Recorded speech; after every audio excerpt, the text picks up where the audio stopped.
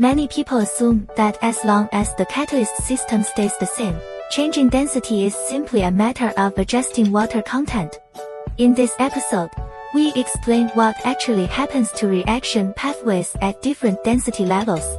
After watching this, you will realize that many problems are not caused by operating mistakes. In low-density flexible foam systems, water content is relatively high and the foaming reaction dominates. Large amounts of gas are generated in a short time, giving the system a certain buffering capacity. Under these conditions, small fluctuations in catalyst levels are often absorbed by the expansion process and do not immediately appear as defects. This is why, in low-density products, some catalyst combinations that are not especially refined can still maintain relatively stable production. It is not that the system is perfect, but that the foaming process provides more tolerance. As density increases, however, the distribution of reaction resources changes significantly. The proportion of water decreases, while the relative share of polyol and isocyanate increases, and the importance of gelation rises rapidly. At this point, the timing and strength of skeleton formation become decisive factors.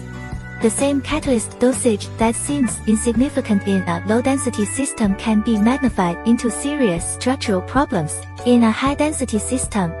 This is the real source of many on-site issues. A catalyst system that performs stably in low-density products is directly applied to higher-density formulations, only to result in closed cells, hardness, collapse, or abnormal rebound. On the surface, it may look as if the catalyst has suddenly stopped working. In reality, the logic of reaction path allocation has changed. If low-density judgment logic is still applied in a high-density system and foaming is emphasized first, gelation is easily pushed into an insufficient state. On the other hand, if gelation is emphasized too early in low-density systems, the structure may lock too soon and compress the foaming space. The real challenge brought by density changes is not how to adjust parameters, but whether the judgment logic is upgraded at the same time. Only by first identifying the current density range can you decide whether the system needs more foaming space or stronger gel support. If this initial judgment is wrong, all subsequent adjustments, no matter how much effort is put in, will tend to be inefficient.